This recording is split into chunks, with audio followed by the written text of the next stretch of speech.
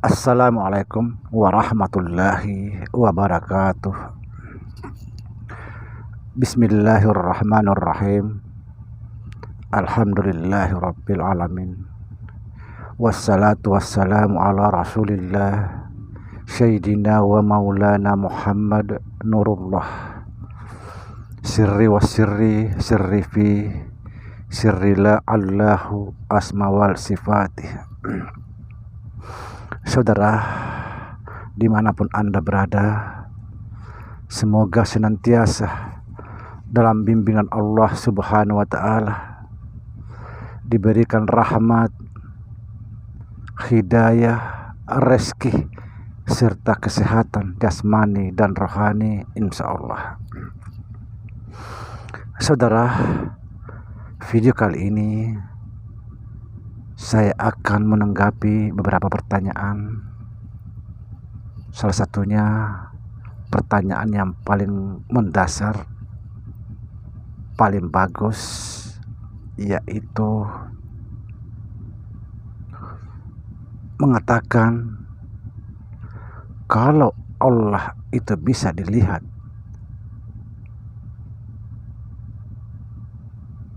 bagaimana dan seperti apa? Subhanallah, ini pertanyaan sangat bagus,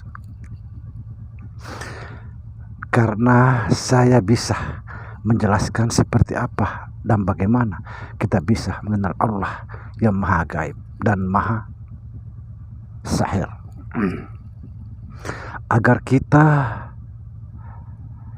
tidak salah anggapan kepada orang-orang yang berbicara tentang ma'rifatullah. Karena sebagian orang berpandangan bahwa orang ma'rifat itu adalah sesat. Mereka berpandangan bahwa ma'rifat itu adalah menyimpan, bukan menyimpan, cuma kita kurang memahami apa itu ma'rifatullah. Mereka berpandangan, mana mungkin Allah bisa dilihat yang maha gaib. Tapi mereka lupa bahwa Allah juga yang maha sahir, nyata.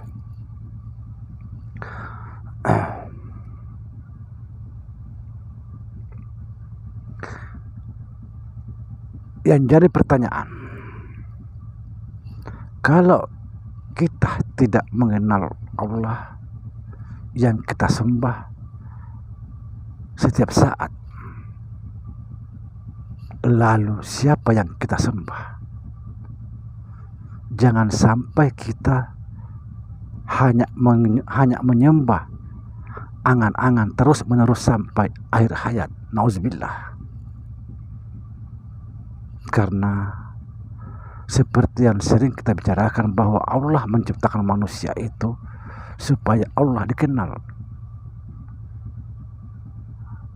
Tujuan Allah menciptakan manusia agar Allah dikenal dan terkenal.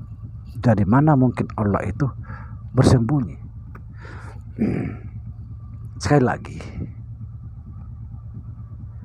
kalau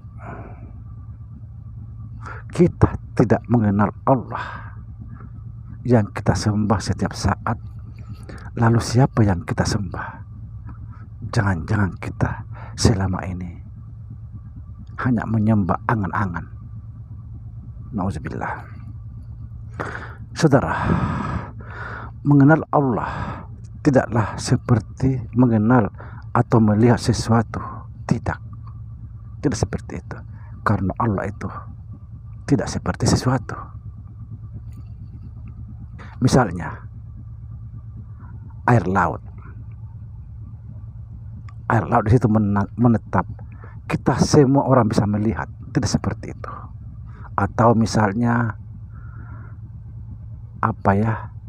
benda, misalnya anggaplah rokok, lalu semua orang bisa tahu, tidak seperti itu. Tetapi bisa dilihat, disaksikan, dan dikukuhkan di dalam diri kita masing-masing. Bisa. Subhanallah. Itulah sebabnya dikatakan man arafa nafsahu faqad arafa rabbahu. Barang siapa mengenal dirinya, dialah mengenal Tuhannya. Jadi sekali lagi saya jelaskan, mengenal Allah itu tidak seperti kita melihat air laut secara global, kita bisa melihat semuanya, tidak seperti itu. Atau sesuatu benda, misalnya rokok atau gelas, saya ambil, saya taruh, inilah, tidak seperti itu. Tetapi bisa dikenal dan disaksikan dan dikukuhkan di dalam diri masing-masing. Man arafa nafsahu faqad arafa rabbahu. Barang siapa mengenal dirinya, dialah mengenal Tuhannya. Subhanallah.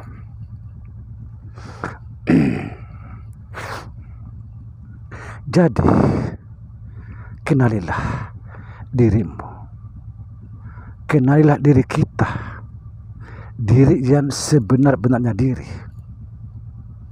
Kalau kita sudah mengenal diri, kalau kita sudah mengenal diri kita yang sebenarnya, secara otomatis kita mengenal Tuhan. Sebagaimana dikatakan man arafa nafsahu faqad arafa rabbahu. Subhanallah. Saudara, saya akan membocorkan sedikit. Artinya begini, kalau kita sudah mengenal atau memahami diri kita, perhatikan, memahami diri kita yang sebenarnya, perhatikan saudara, maka fahamlah kita. Apabila kita sudah memahami atau mengenal diri kita yang sebenarnya, maka fahamlah kita bahwa oh, ternyata ini yang sebenarnya aku atau diriku. Itulah yang